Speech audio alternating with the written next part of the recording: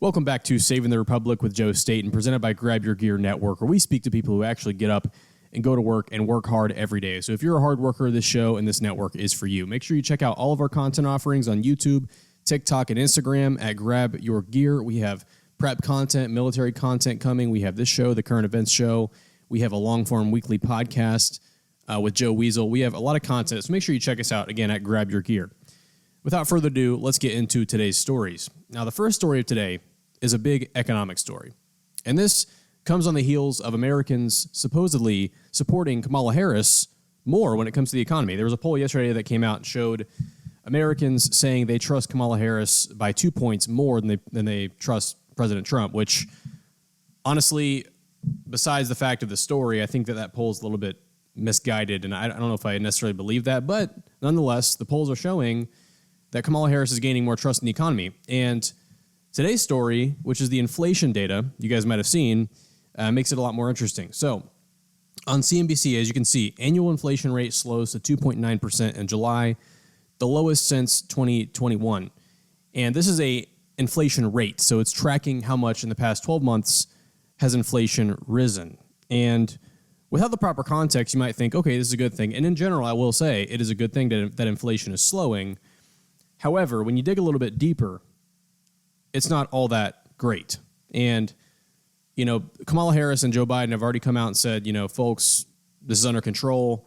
Joe Biden made a tweet that I responded to here, and he said, folks, inflation has fallen below 3% at its lowest level since March 2021. Prices are still too high, and we have more work to do to lower costs for hardworking Americans, but we're making real progress, with wages rising faster than prices for 17 months in a row.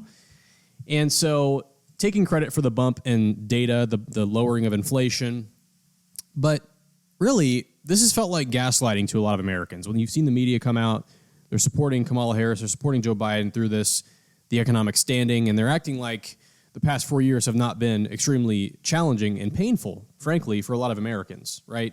And the first thing I want to point to show you that this single statistic, the annual inflation rate, does not necessarily mean what they're saying it means, is the Consumer Price Index. A point you guys have probably heard of before. Basket of goods, most common household goods, tracks the average price of these items. Is a pretty accurate indicator of inflation over time. And right here, you can see this is from the St. Louis Fed. CPI, starting in, let's go to January of 2021, so the beginning of Biden's administration, was $262 for this basket of common goods, okay, $262. Now, we're going to look at how far it's gone up. It has gone up to $313 from $262. That's over $50 of an increase in just less than 4 years, which is the single biggest increase than under any president in history. Okay, since this data has been being tracked, which is 1950-ish, there has never been a president who has seen a larger hike in these Consumer Price Index basket of goods prices than President Joe Biden and Kamala Harris. So that's just one way to check it. Another thing I looked at was the SAHM Rule. I made a video on this a couple days ago. Go check it out if you have not, the Kamala crash. But we're talking about the recession indicator, where it says the previous 3 months unemployment rate average, if that rate is more than 0.5% higher than the 12-month low of unemployment, then it means we are in a recession. It's an accurate way of predicting a recession. According to the SAHM Rule, we just entered a recession, okay? The SAHM Rule indicator shows us at about 0.53% increase, which qualifies the 0.5%, which means we are entering a recession. Now, does that mean that the Fed won't cut rates and that will help ease unemployment? No, I bet the Fed will cut rates. In fact, some are calling for an emergency rate cut of 1.5 basis points, which would be crazy. But nonetheless, this singular statistic of the inflation rate does not necessarily mean anything at all, okay? It means that we're not printing money to the degree that we were during COVID, which was an unprecedented rate. We have not spent that much money since World War II. And by the way, we spent more on COVID than we did on World War II. Okay, so don't let anybody tell you, oh, guess what? The annual inflation rate is lower. Now the economy is great. It's been great. No. Home prices are still at all-time highs. The Consumer Price Index rose the most it ever has under President Biden and Harris than it has under any administration in history. Okay? These are statistics. These are markers that matter. They matter. And when you go to the grocery store right now, when I go to the grocery store, when I go to the gas pump, right, gas has come down a little bit, but it's still $3.50 usually. And that was really about $2.50 under Trump. It's basically a 50% increase just in gas. Raw materials are higher. The housing costs. Part of the reason that homes are so expensive right now is because the raw materials that are needed to build homes, lumber, steel, these things are still high in a lot of places. And guess what? Joe Biden talks about bringing prices down.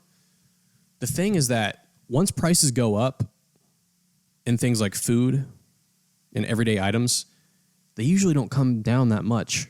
Okay, you might see like a 5 to 10% correction if inflation comes way down over time. In some senses, we have, in some cases, deflation that can affect prices a little bit. But the reality is that this consumer price index is probably not going anywhere anytime soon. Okay, these prices are not going to come back down. This is a permanent price hike. And I've reported on this in the past. It takes $106,000, according to Zillow.com, the home shopping website. It takes $106,000 for an American family to buy a median-priced home. Okay? $106,000. That is not a normal income. I think the average household income in America is still around $70,000, not $106,000. So the fact is that the majority of Americans still cannot afford a home. They can't buy a home. Okay? So a lot of people feel like this is gaslighting, and me included. And this is like a strange new world we live in today, where the media and Kamala Harris's campaign can just rely on the media to propagate these ideas and to sell you on a reality that is contradictory to what you're living. Okay? They're selling stories. They're saying the economy is so great, guys. It's so great. And the reality is that your bank account is way worse off than it was 4 years ago. Okay? It's a really weird world we're living in where people are buying into this. And I don't know whether it's politics. Is it the case that the left largely ignores, this propaganda, and they're like, yeah, of course the economy's good, when they know it's not. They know they go to the store, they spend $150 on a week on groceries instead of $100. So the question is it politics that you're just looking past this, or are you legitimately delusional? Are you legitimately confused and convinced by this data that they are saying, this propaganda they're putting out? That's a really interesting question to ponder to me. So inflation is lower. It's a good thing, but they're pushing this and saying that, guess what? The pain you felt the past 4 years is not real, and it's just not true. It's gaslighting, in my opinion. So the next story we're going to talk about is Mr. Tim Walz finally agreed to debate J.D. Vance. Okay, so as you can see from Charlie Kirk, breaking news, Governor Tim Walz has accepted an invitation to debate Senator J.D. Vance October 1st on CBS. Let's go. So first thought is this. Why is it always in an arena where it's favorable to the left? It's just amazing. It feels like conservatives are always fighting an uphill battle. That's what it really feels like. Because, for example, Kamala Harris is refusing to debate on Fox News. Trump had to go on CNN to debate Biden. Now J.D. Vance is going on CBS. These are the three-letter news organizations who have been proven to be tied up with the intelligence agencies in the past. Okay? Proven fact. And these are the forums that we're debating candidates on. I think it's archaic. However, that being said, I think this debate, honestly, and I think many of you guys agree with this probably, the more exposure that Tim Walz and Kamala Harris get, the more media they do and they put themselves out there, the more the American people are going to realize, wow, these are really unlikable people with pretty radical ideas. So I think this is a good thing that J.D. Vance is debating Tim Walz on October 1st. It's not a great thing. It's on CBS. And I will give J.D. Vance a lot of credit, okay? When he was first chosen, I was a little bit iffy on the pick by Trump, but I will say this. After watching his interviews with a lot of the left-wing media outlets, propaganda arms, you could say, he's quite talented at answering questions and really answering tough questions, but also questions that, arguably paint Trump in a bad light, and they have some validity to them. He's very good at deflecting, and he's also good at staying on message and sticking to the policies. One of J.D. Vance's strong points, I think, is his policy focus. You might say he's a little bit awkward with crowds or awkward with people, but he's great with policy. He's very sharp, very smart. And I 100% trust that J.D. Vance has the brains to memorize and to be able to cite all of the really horrible things that Walz has done as governor of Minnesota. I made a video exposing Tim Walz as governor, which I would encourage you to go check out. But this man has done some of the most radical things I've ever seen a politician do. Some of the things he's done as governor are honestly unspeakable, okay? They're just... A person with common sense would not do those things. That's what I'll say. So he's debating J.D. Vance. He's also coming out and complaining that people are calling him out for exhibiting stolen valor. So that was interesting to see that. But anyways, the final story of today's video, and by the way, guys, we'd like to keep these shows around 15 minutes long, straight to the point. If there's no guests, 15 minutes. And, we talk about what matters. So if you're enjoying the show, if you're enjoying the channel, make sure you subscribe to Grab Your Gear, like the video, and leave us a comment down below on your thoughts on these stories so far. What do you think about J.D. Vance debating Tim Walz? What do you think about the inflation data? What do you think about the gaslighting? Let us know what you think down below. We love seeing the comments. We love seeing the interaction. I try to respond to as many comments as I can. So make sure you leave us a comment down below. Now, the final story of today is kind of a funny one, right? And it's the classic story that we've seen about Kamala Harris hiding from the press. She doesn't want to do any press conferences, no interviews, because she knows. She's one of the most unpopular people in the history of politics. She dropped out before the first primary race, before the actual voting started in the 2020 Democrat primary in Iowa, before the first caucus, But she knows she's one of the most unpopular candidates in modern history. And so she's avoiding all press. But even Jim Acosta at CNN is picking up on this. Even Jim Acosta, the guy who stood up and basically wrestled a microphone out of a young girl's hands at the Trump White House when he was questioning the former president, that Jim Acosta is now questioning Kamala Harris's campaign, and even he's seeing the light. So when Jim Acosta's seeing it, there's clearly a problem, okay? So check out this clip of Jim Acosta questioning one of Kamala Harris's campaign surrogates. Would it kill you guys to have a press conference? Why hasn't she had a press conference?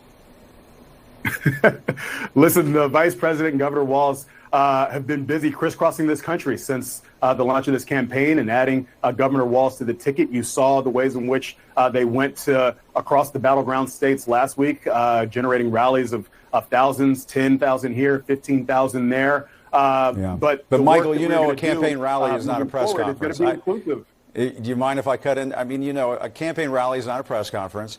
Why hasn't she had a press conference? She's the vice president. She can handle the questions. Why not do it? We absolutely are going to do it. You hear her take questions as she's out on the stump. And she said last week, we're going to be having a sit-down interview here before the end of the month.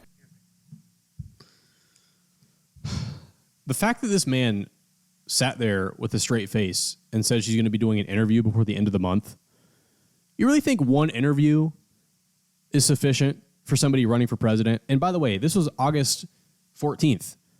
We're not even halfway through the month yet, and you're talking about before the end of the month, one interview? For the nominee for president, one interview. Are you serious? And like I said, we are living in a strange new political landscape where they just don't care anymore, right? They're just telling her straight up, look, you cannot be on camera. You could not do any press. This is unprecedented. We thought it was bad with Joe Biden hiding from the press. Kamala Harris is taking it to a whole nother level, doing one interview in a whole month, less than 90 days away from a presidential election. I mean, they are terrified of her popularity. They are terrified of voters seeing her unscripted. It's crazy, but it's shameless. It's shameless. And honestly, I think the thing I'm going to wrap up with is this. I think this is a very positive thing for Trump because what it shows you is that they are legitimately so scared of Kamala Harris getting press. They're so scared about it, okay? They're hiding her harder than they hid Joe Biden with dementia, okay? So it's a good thing for Trump, I think. This bump in the polls she's seeing, who knows how legitimate it is, who knows if it's going to sustain. I don't think it's going to. When people figure out who she is, when they see her talk unscripted and see some of the things she says, they're not going to vote for her. So positive thing for Trump, in my opinion. Let me know what you guys think down below, though. Do you agree with me? Is this a positive thing? Why is she hiding? Where's Kamala? Where is she? Let us know down below in the comment section. With that being said, make sure you subscribe to Grab Your Gear, leave a like on the video, and I'll see you in the next episode of Saving the Republic.